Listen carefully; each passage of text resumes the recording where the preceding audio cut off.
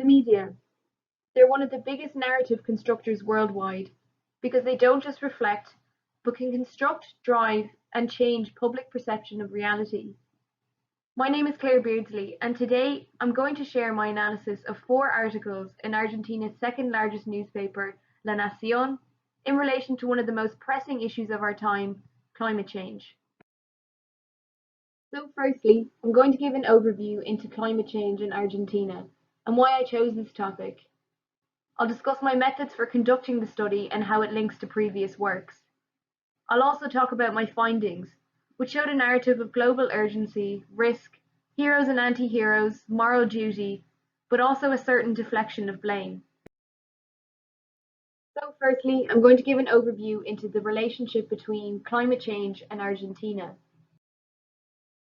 So firstly, on a global scale, we only need to look at the main headlines of 2019 to see that climate change events were of big importance to media discourse.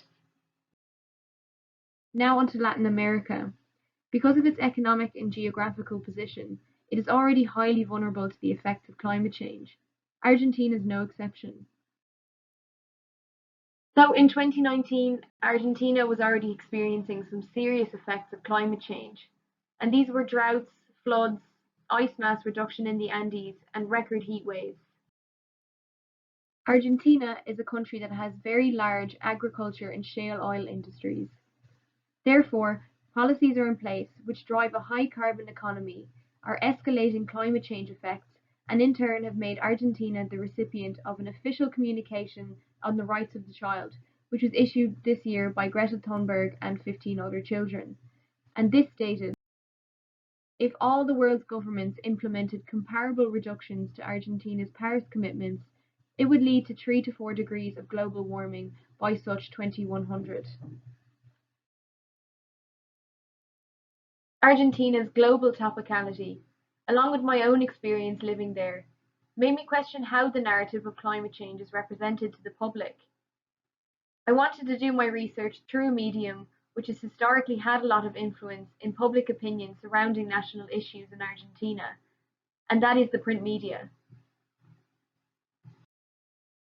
So now onto my methodology, or how I chose to conduct my study. So firstly, these are the research questions which drove my analysis, and these were: how is climate change represented in the Nación's media discourse? What discursive strategies are present in the discourse? What narratives are being constructed? And how can the articles be compared with each other? To conduct this study, I chose to use critical discourse analysis as my core theoretical framework. This is a method of discourse analysis which works under the assumption that discourse both creates and represents perspectives on an issue. It also assumes that discourse is influenced by both society and the elite, and that discourse is ideological. So for my study, I analysed 4 articles in detail. The articles were selected through various stages of downsampling, in accordance with critical discourse analysis methodology. In the end, 4 articles surrounding the UN Climate Action Summit in September of 2019 were selected, as they represented the time frame in which there was a spike in climate change media discourse of that year. So now onto my methods of analysis for this study. So I wanted to understand the narrative impulse behind these report-style articles, and with that I had to look into the techniques used in the discourse. I wanted to see how the representation of events and social actors could give way to the values, perspectives, and ideologies of both the author and the newspaper in question. I also looked for discursive strategies in the text, which could intensify, mitigate, or cause the reader to think about their own impact on climate change. My analysis focused on the immediate language of each text and compared the text more broadly to look for either coherent or contradicting narratives.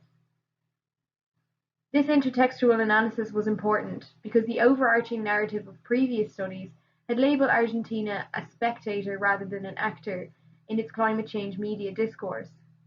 I wanted to see if this conclusion followed through to the present day by comparing the language in articles which spoke about both the global and the domestic problem of climate change.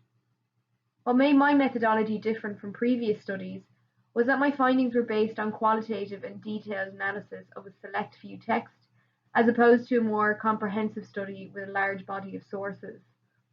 I wanted to look for the meaning behind the words and from there make my conclusions.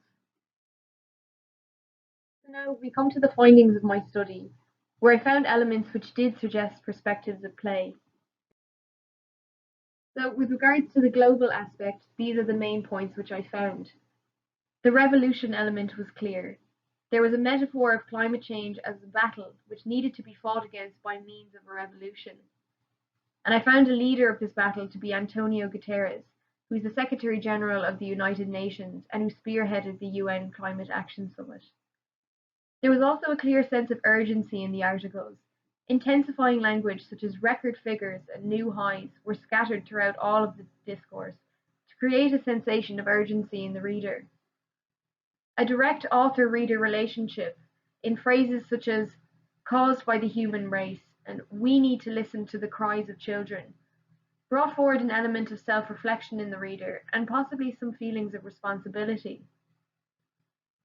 The idea that developed countries had a moral duty to help the developing countries was also clear in the discourse. So now onto my analysis of the social actors in the discourse. Guterres, the Secretary General of the United Nations, and scientists were attributed as heroes. It was suggested throughout the discourse that their advice should be followed if the world is to be saved. While Jair Bolsonaro, the current Brazilian president and a known climate change denier, was portrayed negatively through phases which pinned him as an anti-hero, such as he condemned whoever took part in radical environmentalism. The most interesting part of this study was when intertextual analysis came into play. I found a telling contradiction in the discourse between articles which focused on the global and the domestic aspect of climate change. When the discourse talked about Argentina's influence on climate change, in response to the communication made against the country, language which served to mitigate and deflect blame was used.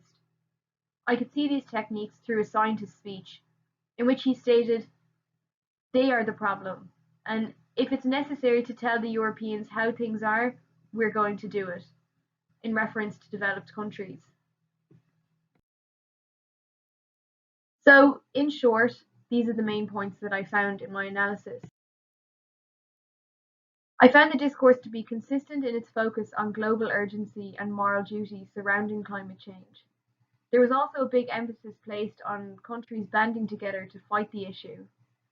However, it was strange to see that Argentina, through its own media discourse, wasn't represented as an actor with a big role to play in climate change. It seems that the discourse in question was looking to point the finger when the spotlight was on Argentina itself.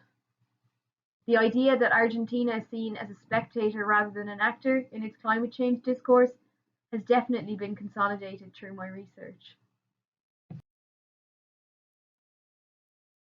Argentina's economy, geographical position, and already felt effects of climate change make the relationship between climate change and media discourse a very complex one.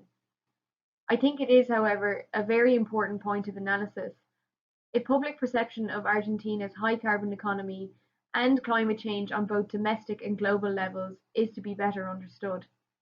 As we've seen from my research, news is never neutral. Thank you for listening.